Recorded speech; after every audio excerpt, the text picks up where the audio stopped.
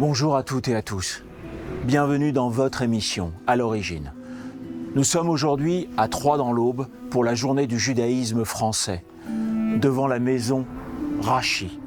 Rachi, rabbin du XIe siècle, l'un des plus grands commentateurs de la Bible.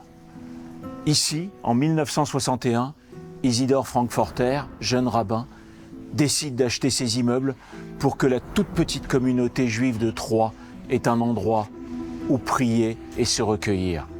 Suivez-nous.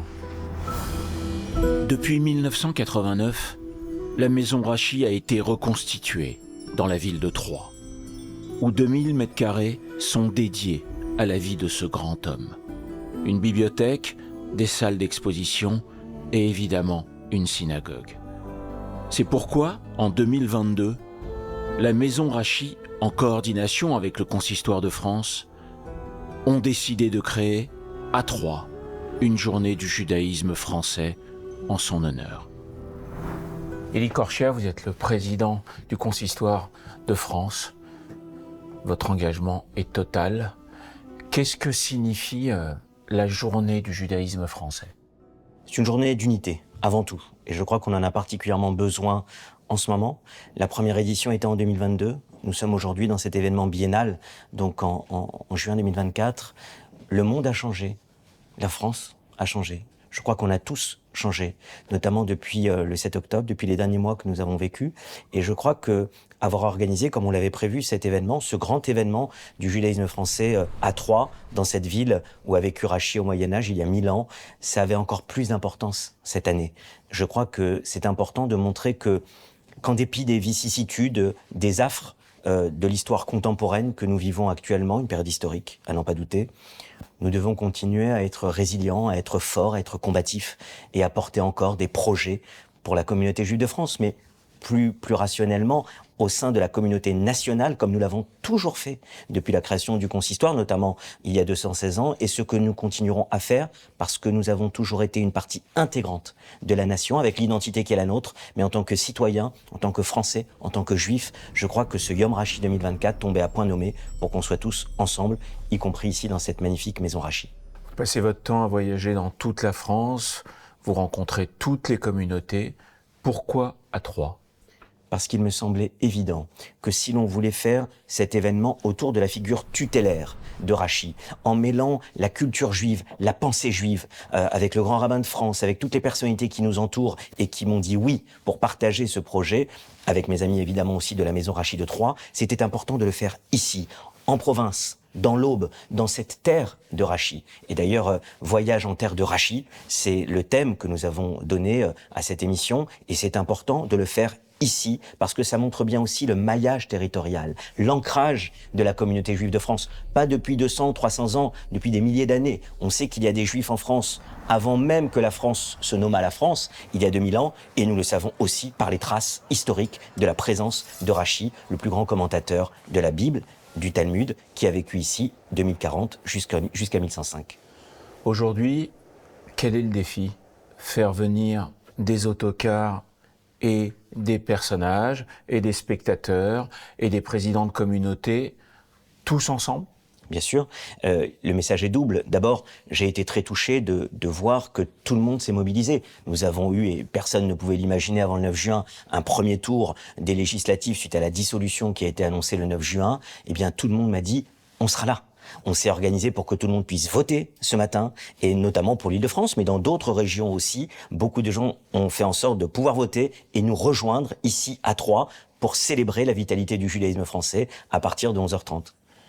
Le judaïsme, c'est une foi, une religion, des règles, des valeurs très fortes.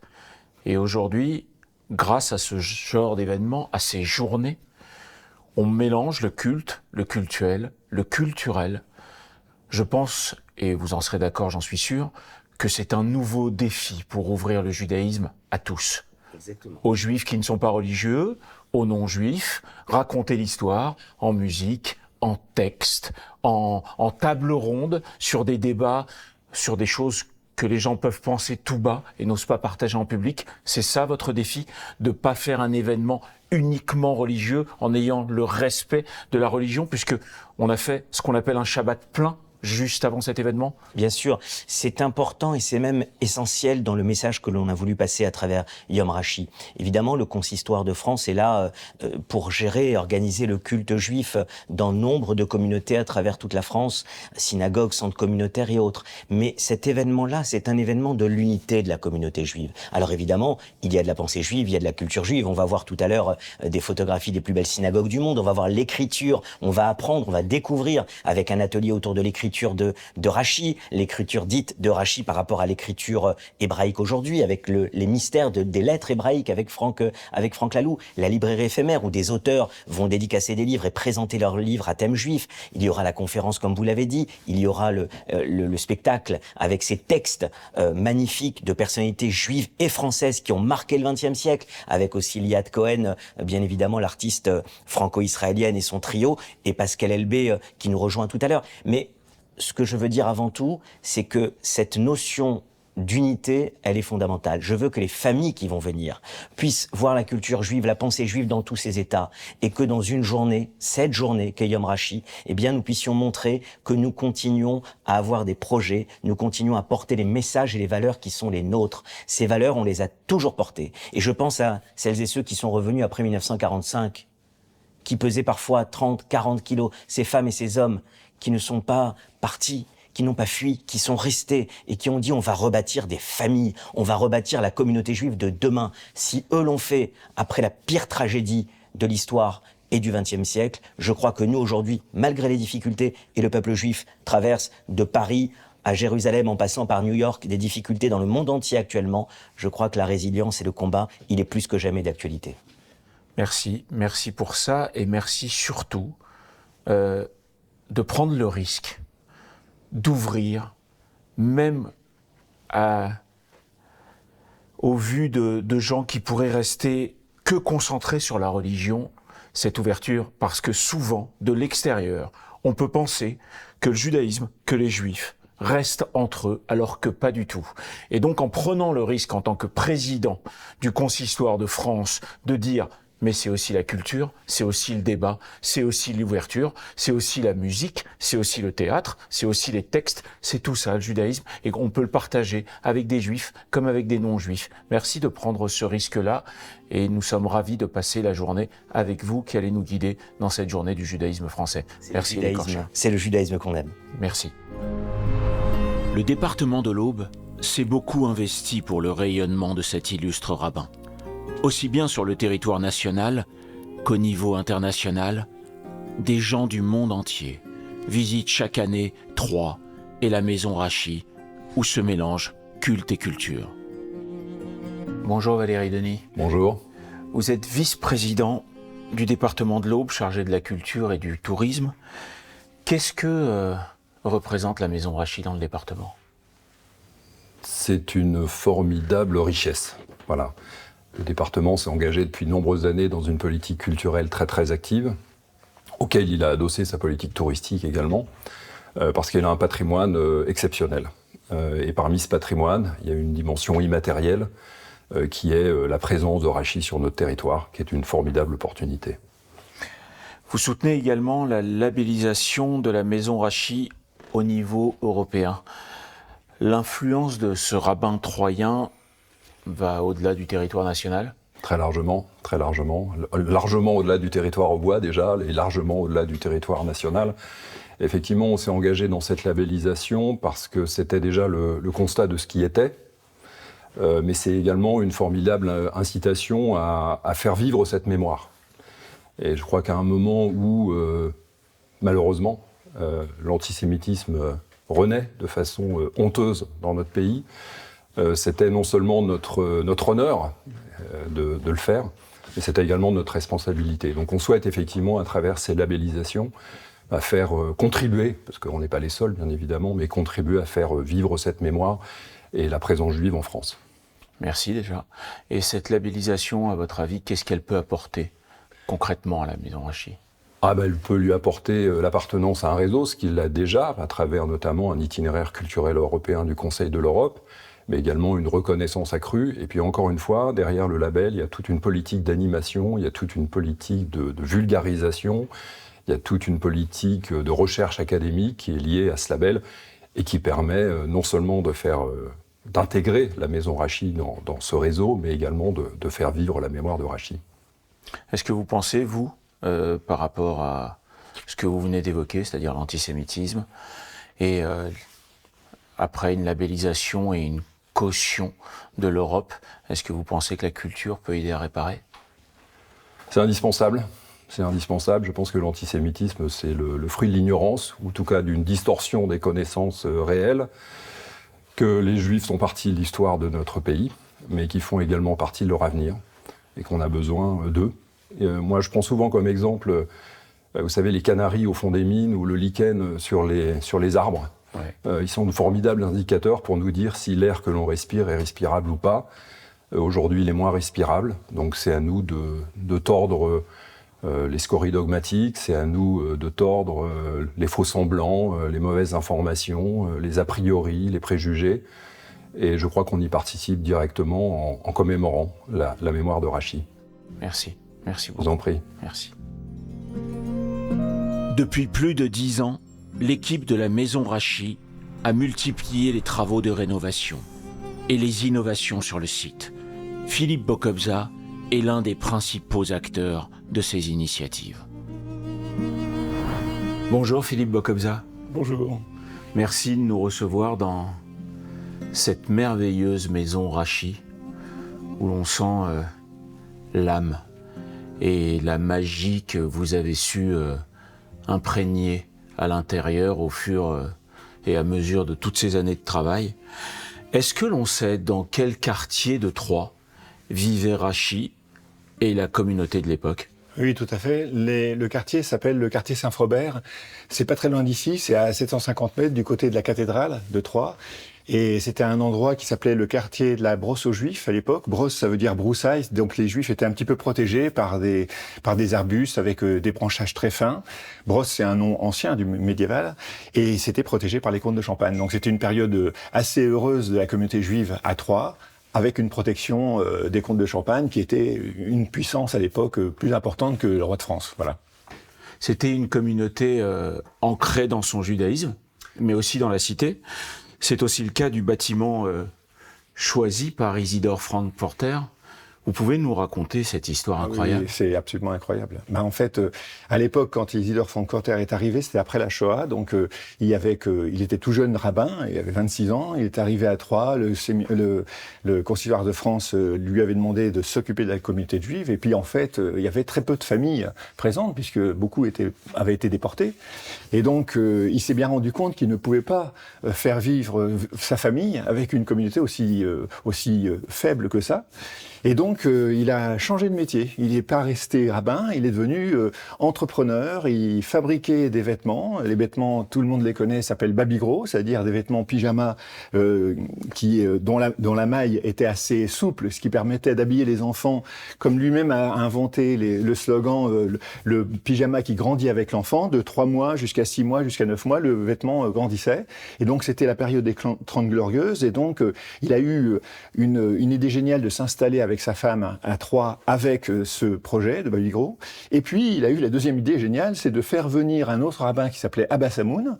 Et il lui disait, tu vas aller à Marseille. C'était la période où les Juifs commençaient à quitter l'Égypte dans un premier temps et ensuite Tunisie, Maroc et Algérie, avec un porte-voix. Et chaque fois qu'il y avait un bateau qui arrivait de ces pays-là, il proposait aux Juifs qui descendaient de venir vivre à Troyes. Et la communauté a grossi avec cette idée-là, puisque l'entreprise fournissait du travail, l'entreprise Babygros fournissait du travail à des Juifs. Ils sont arrivés jusqu'à 2000 salariés, dont plus de 1000 étaient Juifs. Donc son nom est assez connu, parce qu'après, les Juifs qui s'installaient à Troyes, donc toute la communauté, il a fait grossir la communauté à 350 familles quand même. Il est passé de 3 à 350 familles, dans un vrai sacerdoce de rabbin, ça. Il a transmis, son amour du judaïsme à ses petits-enfants, parce qu'il a des petits-enfants qui sont rabbins, dont un est rabbin en Floride. Donc, à l'heure actuelle, voilà. Donc, c'est une histoire assez incroyable. Donc, c'est lui qui a acheté le bâtiment, ici, avec la communauté juive qui grossissait. Une histoire très particulière de ce bâtiment, puisque quand la communauté a voulu acheter un bâtiment après la dégradation de l'ancienne synagogue qui était rue Charbonnier, pas très loin d'ici, il y avait ce bâtiment qui appartenait au diocèse de l'Aube, et l'évêque avait interdit l'achat au diocèse, parce qu'on ne vendait pas à l'époque des biens de l'Église à des communautés juives. C'est Lozé qui s'est porté acquéreur du bâtiment et qui, au bout d'un mois, a vendu le même bâtiment au même prix à la communauté juive de Troyes. Et comme ça, on a, en quelque sorte, enfreint les prescriptions de l'évêché. Voilà. Bien sûr, quand on pense au parcours, à la personnalité et au travail de Rachid sur les commentaires, ça reste encore le plus grand commentateur du monde. Et pour autant, il y a quelque chose qui est de l'autre côté de sa personnalité et qui transpire dans ce lieu, c'est la simplicité. Quel est votre travail aujourd'hui à travers la Maison Rachid pour que l'on ait le sentiment de cette simplicité d'âme, je dirais? Oui, ça c'est une question complexe. En fait, au démarrage, l'histoire de la Maison Rachid, c'est une histoire de restauration immobilière. Donc on a un bâtiment qui s'écroule, on n'a pas les moyens de faire des travaux qui étaient importants en termes d'énergie, mais encore considérables en termes de financiers. On n'avait pas du tout la structure. Et donc on s'est servi de l'image de Rachid au niveau mondial pour essayer d'avoir des appels aux dons, de la générosité, et ça fonctionne très bien. Donc on a fait un très beau lieu. Mais comme on ne savait pas jusqu'où on pouvait aller, eh bien en fait, on a fait plutôt à l'économie. C'est-à-dire quand on a fait des travaux, on a essayé d'être restrictif dans nos choix, garder ce qui pouvait tenir dans le bâtiment. C'est assez facile quand on lève le nez de voir des poutres qui datent du XVIe siècle et des poutres qui datent du XXIe siècle, parce qu'en fait, on voit très bien la différence. Ça c'est la preuve de notre économie.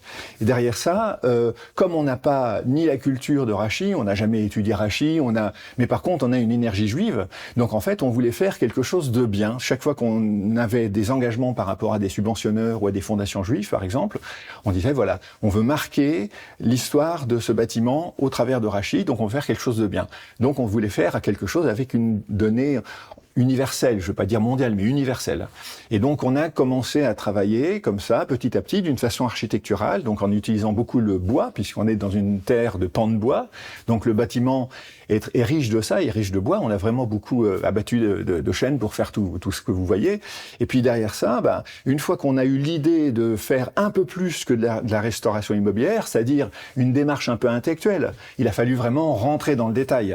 Donc rentrer dans le détail, ça veut dire comment expliquer, parce que la dimension elle est universelle, donc elle n'est pas que à destination des Juifs. Il y a 90% du public qui rentre ici qui est non juif. Le travail est là. Et voilà. Et donc l'idée, c'est que il fallait régler le problème du commentaire de l'exégèse. Donc ça veut dire quelqu'un qui a travaillé sur la Torah et le Talmud, c'est pas un poète, c'est pas un philosophe, il a travaillé sur des commentaires. Donc il faut déjà, pour des non-juifs, expliquer ce que c'est que le Talmud et la Torah, ce qui est pas une mince affaire. Et derrière ça, régler le problème de l'hébreu, puisque tous les commentaires sont faits en hébreu. Et donc, il a fallu vraiment qu'on sorte le meilleur de nous-mêmes avec des petites astuces qui sont des fils rouges que les personnes peuvent connaître dès le départ de la visite. Et puis, en fait, on a simplifié à l'extrême. On a fait vraiment de la vulgarisation. Voilà, notre démarche, c'est de la vulgarisation. Et c'est ce qui transparaît un peu dans le bâtiment, je crois. On a ce sentiment de ne pas être perdu dans ce bâtiment. On a la résonance du pan de bois, du chêne. Une fois qu'on touche le chêne, on ne peut plus s'en passer. Et puis, on a aussi le travail de la simplification, de la vulgarisation de qualité. Et puis, pour terminer, ça reste un lieu de culte. C'est quand même une synagogue. Il suffit d'être là pendant 2-3 jours pour voir qu'il y a des offices, pour voir qu'il y a dans la même demi-journée un groupe de touristes qui fait 2 heures de visite à 16h et puis à 16h30 la prière de l'après-midi, quoi. Et avec des juifs. Et c'est ce mélange-là qui me donne une grande fierté et une certaine foi dans l'humanité. Je me dis, on a réalisé réalisé quelque chose. Chaque fois que je vois ces mouvements de personnes, eh ben, je pense à mon père qui a été l'un des artisans de la création de cette synagogue et qui fait que je me dis, voilà, il serait peut-être un peu fier de moi parce que on a fait vivre un lieu. C'est certainement la personne dont je vous ai parlé ce matin qui m'a dit il y a 15 ans ou il y a 20 ans, je lui ai dit, voilà, je suis en train de rénover la synagogue de Troyes. Il m'a dit, mais c'est bien beau de rénover une synagogue, mais si c'est pour la fermer, comme beaucoup d'églises ou beaucoup de temples ou beaucoup de synagogues qui disparaissent, on est dans une terre autour de nous, Auxerre, Sens, Vitry-le-François, Épernay, ce sont des synagogues qui sont vraiment réduites à leur plus simple expression, qui ont soit disparu, soit disparu, soit avec un office de Kippour par an. Et c'était exactement l'inverse de ça. C'est une grande question. Comment est-ce qu'on met autant d'énergie dans un lieu comme celui-là pour se contenter de le voir et le regarder, et puis à un moment donné, ça n'intéresse plus personne. Là, c'est exactement l'inverse qu'on a réussi. On a réussi à mettre de l'énergie, de la simplicité, et puis une certaine passion. Je crois que les gens, voilà, ce que vous avez senti, c'est un certain enthousiasme. Quand il y a des repas ici, c'est 80 personnes, et quand il y a des visites, comme on va les voir aujourd'hui, c'est 300, 400 personnes. Les journées du patrimoine, c'est 800 personnes la même après-midi. Et les gens sortent heureux. Une des plus belles formules qu'on m'a dit il y a pas très longtemps, c'est une dame qui sortait après un Shabbat plein qu'on avait fait ici, donc c'était le repas du vendredi soir, et qui me dit, vous savez, je ne suis pas juive, c'est mon premier repas de Shabbat, j'ai honte de ne pas être juive. Et c'est un grand bonheur pour moi. On va dire que par les temps qui courent, on prend cette phrase ça aide. Comme il faut, voilà. Et on l'encadre. Exactement ça. Dans ce qui est pour vous, comme pour René Pitoun, une forme de mission de vie, je dirais, il y a 2-3 repères dans cette maison, la verrière au-dessus de la synagogue, qui est quand même assez particulière, je dirais. On est dans un bâtiment qui est en secteur protégé au centre-ville de Troyes. Il a fallu qu'on mette une histoire, et la verrière n'est pas tout. La vraie verrière, c'est le plafond. Le plafond, c'est cette toile qui a été tissée en métal, en acier déchiré, qui est un geste architectural rare, puisqu'en fait, on essaye de définir la toile de tente dans le désert. Donc, quand on est dans la synagogue, c'est comme si c'est donc un rappel directement à la Bible. Et à partir du moment où on a expliqué ça à l'architecte des bâtiments de France, il a dit, puisque ça se passe à l'intérieur de la verrière, vous avez les droits, vous êtes chez vous. Et l'histoire me plaît parce que, en plus, avec de la résille, si on lève le nez, le regard est arrêté par la résille, mais si on va un peu plus loin, on voit quand même les façades. Tout comme le vitrail à l'entrée ? Exactement, le vitrail à l'entrée, c'était une épreuve. On se disait, mais comment est-ce qu'on peut parler de cette lignée extraordinaire des Tosafis ? C'est-à-dire, Rachi, il a eu 3 filles, très important de le savoir. Les 3 filles ont engendré, avec des disciples de Rachi, des enfants qui sont devenus des très grands exégètes et qui ont poursuivi le travail de Rachi dans le Talmud et la Bible. Et puis après, ça a continué. Il y a eu des petits-enfants, des arrière-petits-enfants, puis des disciples. Il y a eu des mariages endogamiques, c'est-à-dire, en fait, il y a un neveu qui se marie avec une petite cousine, parce que on était dans un milieu juif déjà, donc ça se marie entre juifs, et ensuite un milieu intellectuellement fermé. On est au Moyen-Âge, et eux, ils avaient une évolution intellectuelle. Donc l'idée, c'est d'essayer d'exprimer tout ça. Et comme on est sur une terre de vitrail, l'Aube, c'est vraiment un territoire où il y a beaucoup, beaucoup de vitraux, et on s'est dit, on va utiliser cette technique-là pour faire un arbre des généalogies qui serait très contemporain, et qui serait une vraie œuvre scientifique. C'est-à-dire, c'est le professeur Gérard Naon qui nous a dit, on ne met que les noms que l'on connaît, parce que des descendants de Rachi, il y en a énormément, il y en a beaucoup.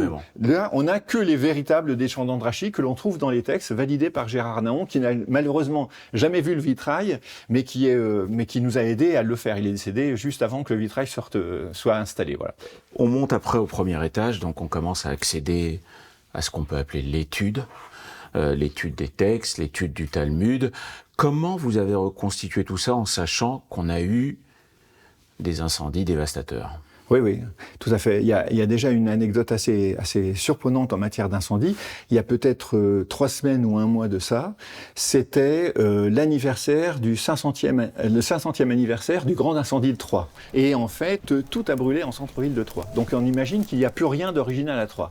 C'était en 1524. 1524, c'est exactement l'année où la communauté juive de Venise a décidé de faire paraître le premier Talmud, avec un imprimeur qui s'appelle Daniel Bomberg, et il a été mandaté par la communauté juive, et il n'a rien trouvé de mieux, enfin la communauté juive n'a rien trouvé de mieux que d'imprimer le premier Talmud, donc c'est 20 recueils, hein, comme des recueils qu'on voit ici, 20 recueils, en disant on ne peut pas imprimer un Talmud sans le commentaire de Rachi. Donc la même année, tout brûle à Troyes et tout renaît à Venise. Donc c'est assez exceptionnel ça. En fait, au premier étage, on a la salle digitale. Donc la salle digitale, au démarrage de nos visites, je me rappelle très bien que, j'aimais pas du tout cette partie-là, mais on ouvrait le tabernacle et on sortait les rouleaux de la Torah à des personnes qui étaient non juives, 90% de personnes qui voyaient la première fois une synagogue, la première fois des rouleaux de la Torah. Et j'étais un petit peu mal à l'aise parce qu'en fait, on transformait un lieu de culte en un musée. Ça ne m'intéressait pas. Et donc, en fait, il a fallu trouver l'idée de voir comment, sur la base du rouleau de la Torah, Rachi avait pu faire ses commentaires. Et l'idée géniale vient de plusieurs personnes, mais grosso modo, on a digitalisé un rouleau. Ça, c'est une exclusivité de la maison Rachi. On a pris un rouleau, on l'a déplié, on a pris des photos, et ensuite, il y a un ordinateur qui a rabooté ces choses-là. Et on a vraiment un rouleau qui défile. Donc, ça veut dire que tout le monde peut avoir accès au rouleau de la Torah. Et on a créé une petite astuce, un lien hypertexte sur les commentaires de Rachi. C'est-à-dire qu'à l'intérieur du rouleau de la Torah, quand on appuie sur un mot surligné, eh bien, apparaît le commentaire de Rachi. Et donc, ça veut dire qu'on a un contact direct avec le commentaire de Rachi sans avoir lu l'hébreu, sans connaître la Bible. On n'a pas besoin d'apprendre la Bible par cœur, et en ayant en 3 minutes d'accès au truc. Donc ça, c'est un truc que moi, j'ai trouvé assez prodigieux. C'est un temps d'avance déjà. Ça permet aux jeunes générations de penser qu'on leur donne pas un cours d'histoire. Ouais. Et tout d'un coup, ça permet aux gens qui n'ont rien à voir avec tout ça, notamment nos jeunes générations, de se dire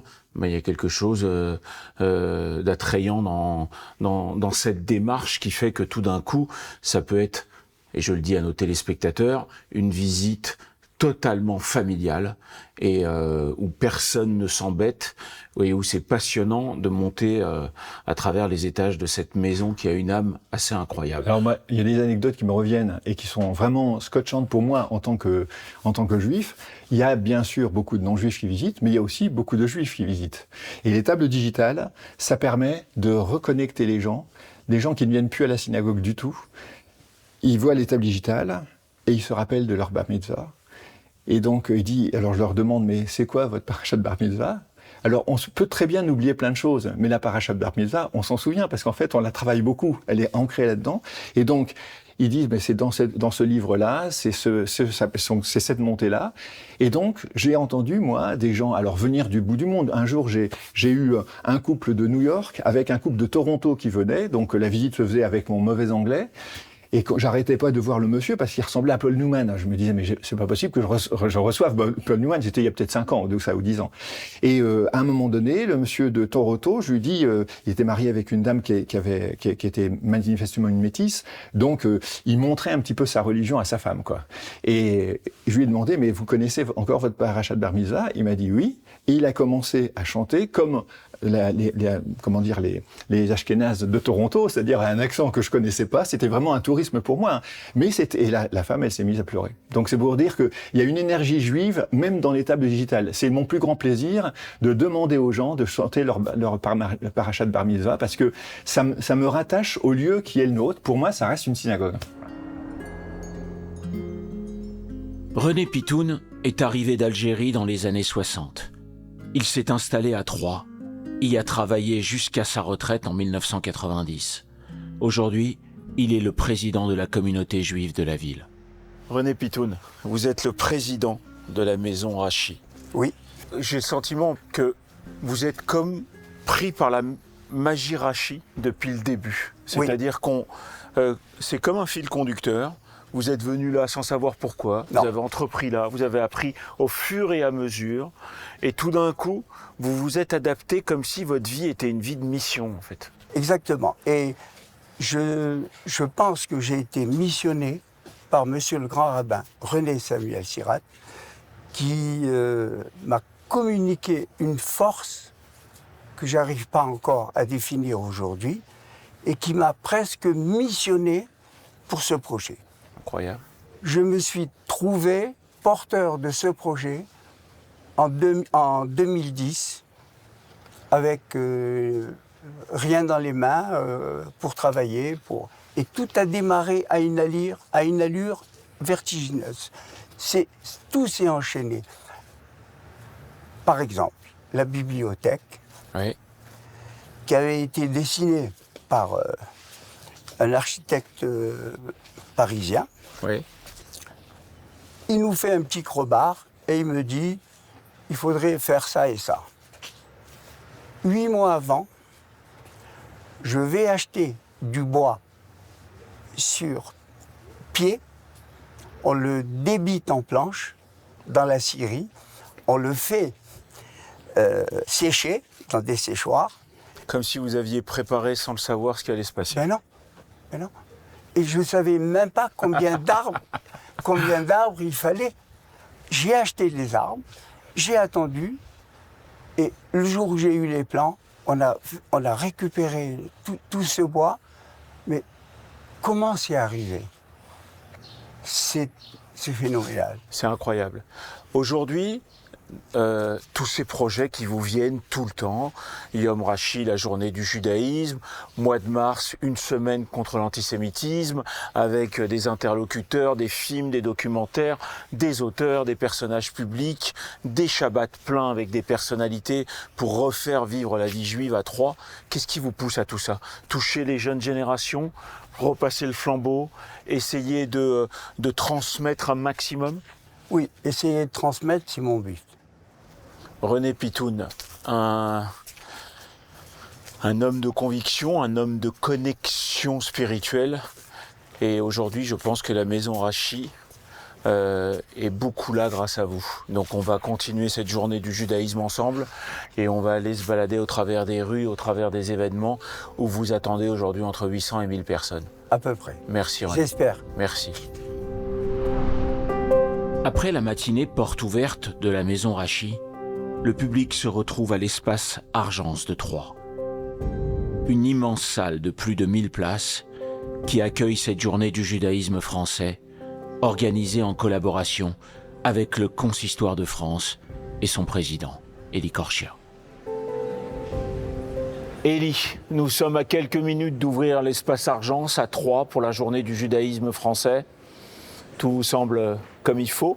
Tout est en place, c'est 5 mois de préparation dans cet immense espace, un nouvel espace que nous avons choisi pour cette 2e édition à Troyes de Yom Rashi, la journée du judaïsme français. Je vous avoue que c'est émouvant d'être avec vous dans cet immense espace intérieur, parce qu'il y a tout l'espace extérieur aussi où les familles pourront être, mais effectivement dans cet espace où nous allons faire la grande conférence ensemble, la cérémonie officielle, le grand spectacle tout à l'heure, c'est effectivement très émouvant. On sait que ce sont des centaines et des centaines de familles qui vont venir à Troyes aujourd'hui pour ce grand événement de la communauté juive française qui montre, surtout en cette période, que nous poursuivons dans notre volonté d'ouvrir nos actions, la vitalité du judaïsme français au maximum, au plus grand nombre, et voir toutes ces familles qui sont en train d'arriver un peu de partout. C'est un moment effectivement très émouvant.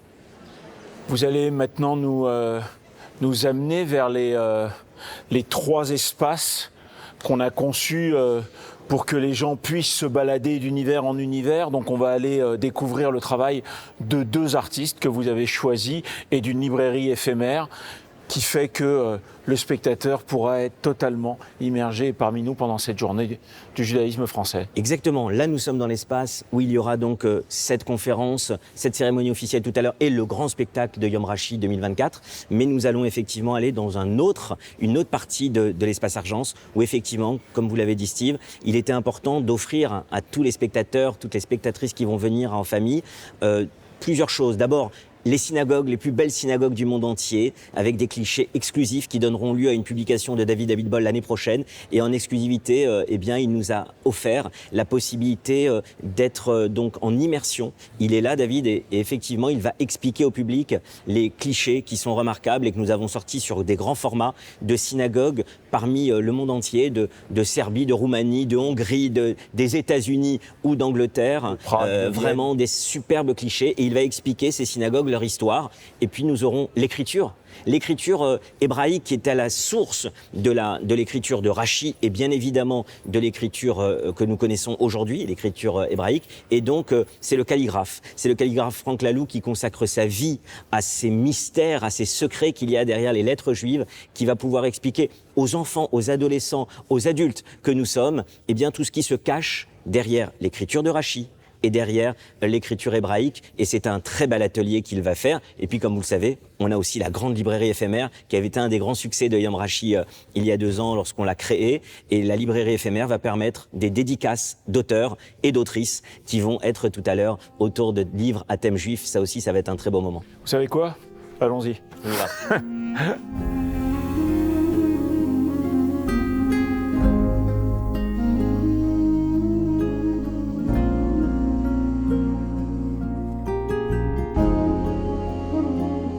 Bonjour David Boll. Bonjour Steve, Ça va bien? ça va très bien. Je suis avec vous, tout se passe toujours très très bien et je suis ravi. Alors pour nos téléspectateurs qui nous regardent, pourquoi avoir décidé à un moment ou à un autre de prendre la route, de faire plus de 50 000 km et de photographier les synagogues du monde entier? Ça vient d'où? Ça vient que depuis de nombreuses années, il y a peut-être 30 ans, je voyageais beaucoup en Europe pour mon travail et à chaque fois, je me rapprochais de la communauté et je voyais ces synagogues magnifiques qui étaient assez inconnues. Et pour moi, c'était une évidence de transmettre, d'apporter un héritage, de transmettre l'héritage de nos ancêtres qui ont bâti des temples magnifiques aux confins de l'Europe, au fond de la Roumanie, dans les endroits les plus improbables. J'ai découvert des synagogues qui sont de vrais bijoux. C'est incroyable. Mais oui, bien sûr, Voilà, c'est incroyable. c'était impératif de garder, de transmettre. Vous savez l'importance dans le judaïsme que ce que représente la transmission. Et pour moi, c'était absolument un projet qui devait aboutir.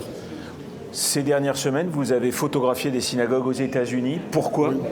Alors, c'était quelque chose de très intéressant parce que quand j'ai fait des synagogues en Europe, notamment, par exemple, la synagogue de Budapest, et j'ai découvert que, en fait, la même communauté avait émigré aux États-Unis et ils ont créé la même synagogue avec les mêmes structures, la même architecture, et c'est le pendant de ces communautés qui ont transité en Europe, qui sont partis aux États-Unis au milieu du 19e siècle. Les synagogues vides, une salle aujourd'hui toute pleine pour regarder votre travail, celui de Monsieur Lalou.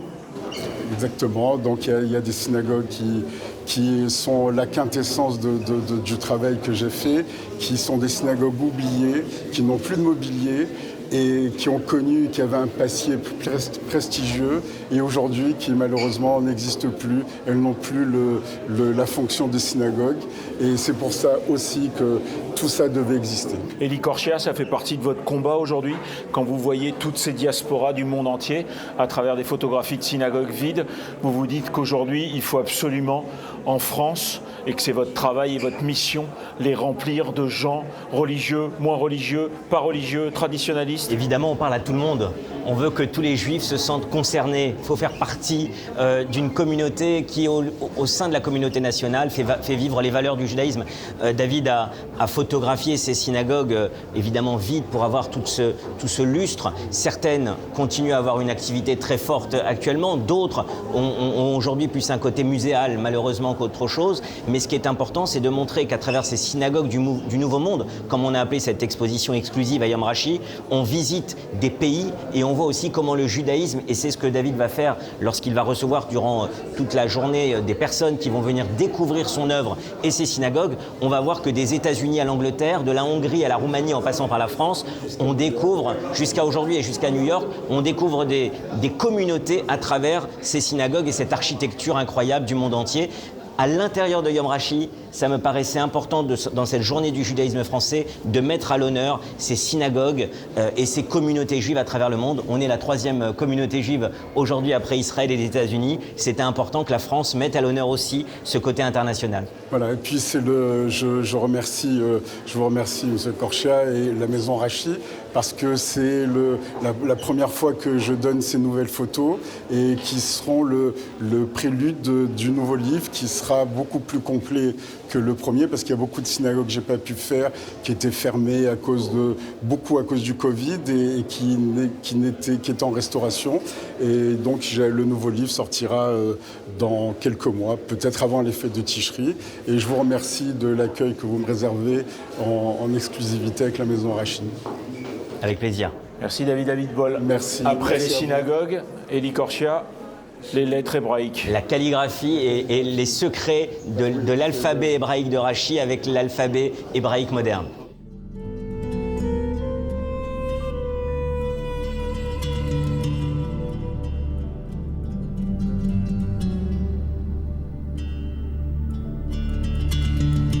Cher Franck, Oui. les lettres, c'est l'essence même de Rachi. Qu'est-ce que vous voulez transmettre avec ça? Déjà pour montrer que l'écriture de Rachi, on est ici dans le centre Rachi, est une ancienne écriture. Ce n'est pas une écriture qui a été inventée par Rachi, elle existait bien avant et on a utilisé cette cursive séfarade pour pouvoir distinguer le texte de Rachi dans le Talmud du reste de l'hébreu carré. Mais ça, on retrouve, j'ai un manuscrit, le H1006 des manuscrits de la Bibliothèque nationale de France, qui ont un alphabet très voisin. Et c'est comme si on voulait distinguer dans un texte le texte normal et puis les commentaires en italique. C'est exactement le même principe. J'ai un caractère carré, et puis on aurait en italique pour bien distinguer les deux. C'est une convention typographique qu'on appelle Rachi parce qu'on l'a utilisé pour les commentaires de Rachi de Troyes. Grâce au Consistoire de France et à la Maison Rachi, des centaines de personnes défilent et regardent votre travail et vous regardent dessiner. Des gens religieux, moins religieux, pas juifs, traditionnalistes. Qu'est-ce qu'ils vous demandent ou qu'est-ce que vous leur montrez? Mais écoutez, je leur montre que la lettre, et c'est la tradition juive qui est imprégnée par la lettre, la lettre, c'est un souffle. Et ils le voient. La lettre, c'est une respiration, c'est une spiritualité, puisque le mot spiritus, c'est l'esprit. Donc à travers la lettre, c'est transmis l'esprit du judaïsme, c'est transmis le message du Sinaï.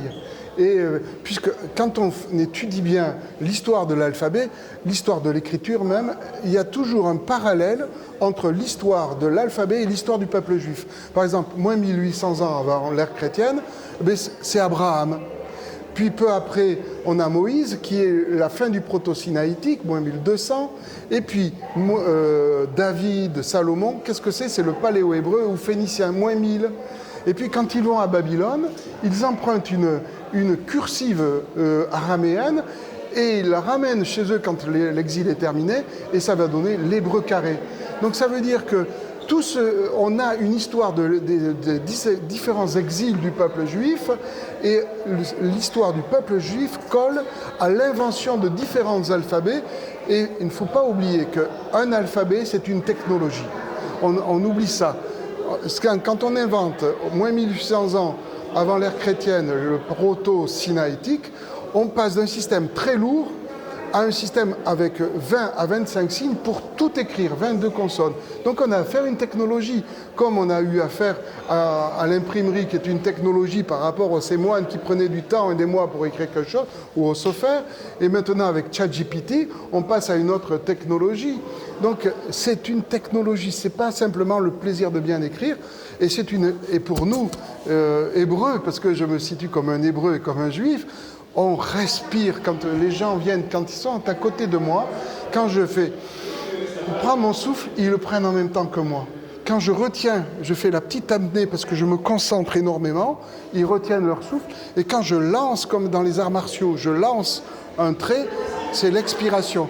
Donc il y a une empathie, une sympathie aussi qui se fait avec le trait. C'est-à-dire qu'en plus de leur apprendre peut-être ce que veut dire leur prénom en lettres hébraïques et leur apprendre l'alphabet hébreu, vous leur donnez des cours de pilates et de yoga, c'est ça? Mais absolument, voilà, absolument. Ok, super, merci Franck. Merci beaucoup. Merci Elie Korchia. C'était important de vous avoir dans cette journée de Yom Rachi et on a vu les magnifiques clichés de synagogue, on va passer à la librairie éphémère et avant, la grande partie intérieure, l'alphabet, les lettres, cette passion que vous avez à travers chaque lettre, comment vous écrivez ça et comment vous décrivez ça aux enfants, aux adolescents, aux adultes que nous sommes, c'est passionnant et je suis content que vous avez toute votre place à travers l'écriture hébraïque dans cette belle journée du judaïsme français qu'est Yom Rachi. Merci. Merci. Merci à vous. Merci. Plus de 1000 personnes venues de la France entière ont pu assister aux nombreuses activités de Yom Rachi et le rendez-vous est pris pour une nouvelle édition qui devrait avoir lieu en 2026.